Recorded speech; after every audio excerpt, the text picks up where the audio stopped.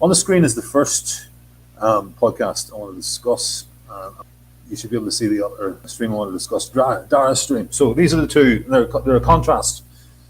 And why they're a contrast is because one of them doesn't engage at all with the first important market segment, political market segmentation, which is the innovators. Now, the innovators, in terms of Irish nationalism, Irish populism, are the type of people who are watching this video, the type of people on Telegram and the Irish Telegram groups, the type of people who were Gran Torino members of the political parties, National Party, IFP, Ireland First members. There were about 20,000 people voted for those parties at the last election. That's about 1% of the total Irish electorate. In terms of that number of innovators, dyed in the wool anti-establishment populists has probably increased a multiple of times since COVID, 2-3 times. So that's why we're saying maybe 2.5%. This is the 2.5% dyed in the wool anti-establishment populists, mainly national populists. Some are more centrist populists. I'll even give a Bible to left-wing populists, certain left-wing populists, maybe of the old left, out of a certain amount of sympathy, empathy for those people. But they probably need to upgrade their ideas a little bit. Anyway, we can still form some sort of anti-establishment populist alliance with them. But it's mainly going to be national populists. Okay, so the point I'm making is that the audience of the podcasts, is it talking here? And is there any invitation for action to try and get these people?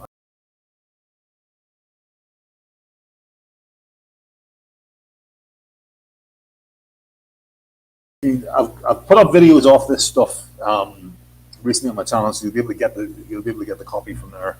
I've made them short, like about 5 or 10 minutes each, so you can just get the ideas of this market segmentation, the adoption curve for the uptake of new ideas. Comes from product marketing, and I've taken my lead from somebody I follow over in the UK.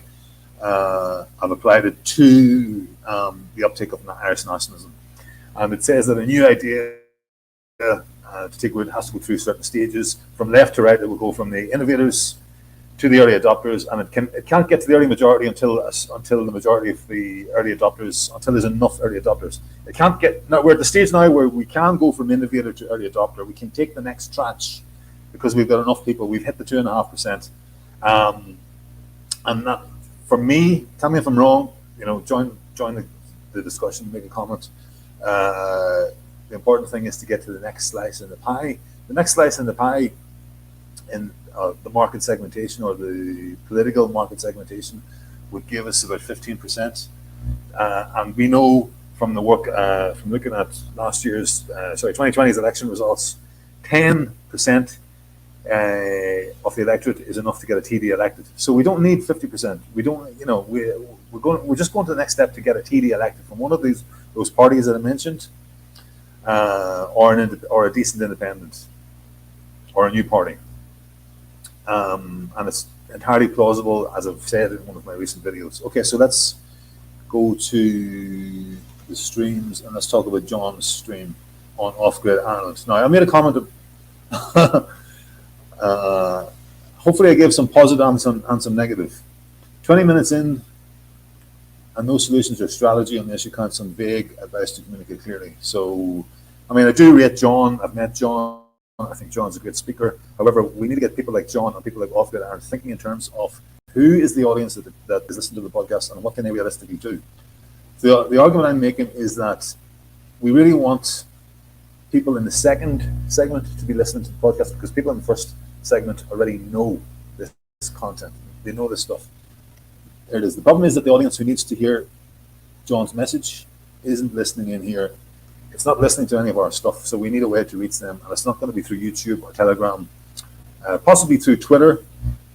We can talk more about that. Okay, to reach the next section, which would be the early adopters. Yeah, so that's my issue with this podcast. I agree with everything he said, but he's missing an opportunity, because we really need to activate the innovators as activists and figure out how we're going to reach the early adopters.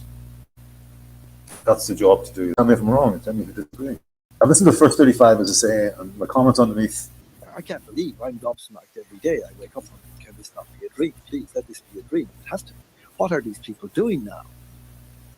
What hold does the American government have over these people that they can convince them to speak such nonsense against their own people and do such appalling things to them?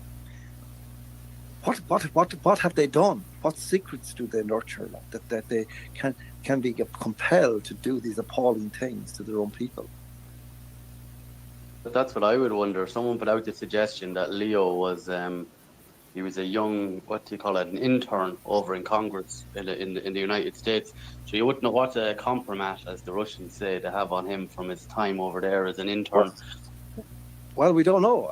We don't know. And the problem is we look at their actions and they don't in any way equate with a representative of the Irish people elected by a democratic franchise and mandated to carry out actions and policies congruent with the welfare of the Irish people. It's quite the opposite, the absolute opposite. I mean, if this was an occupying enemy, of course, if this was like, I don't know, if these were like Nazis or if they were, Soviet troops with tanks like they came into Prague in '68, if that's what was here now, doing this, well, we'd say, well, okay, it's terrible, it's awful, but they are invading us, and we have to just either defeat them, and we would have no doubt about it, the morality of it. But to actually have our own leaders, our own politicians, our own political class in its entirety, like all to one or two men, women, I think, now, there's probably 2, 3 who have put up some form of spiritual resistance in the last 3 years to this. But the rest of it is overwhelmingly on the same side, and it is entirely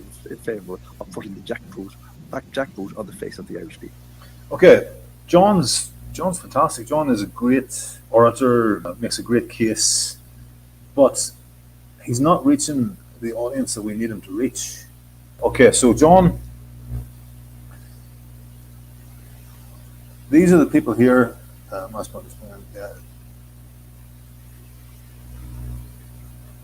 These people in the second group are the people John needs to be reaching. Or we need to somehow get John's message into these people. But all these broadcasts to Off-Grid Ireland on YouTube channels that have got limited, because YouTube keeps us in a digital gulag, are only reaching these people. And I'd say like half of us could probably recite these points that John is making by heart at this stage of the game. So really, all his effort is going, in a sense, is being wasted because it's going in here, and it really needs to go in here.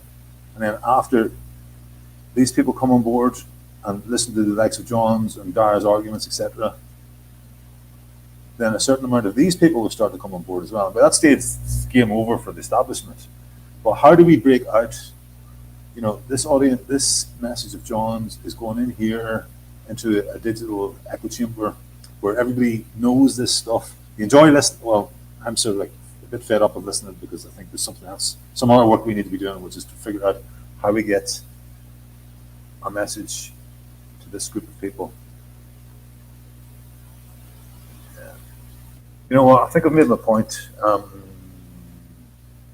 going to take a break because my head's wrecked jumping around between these screens. Thanks for watching. Good night. Be all right.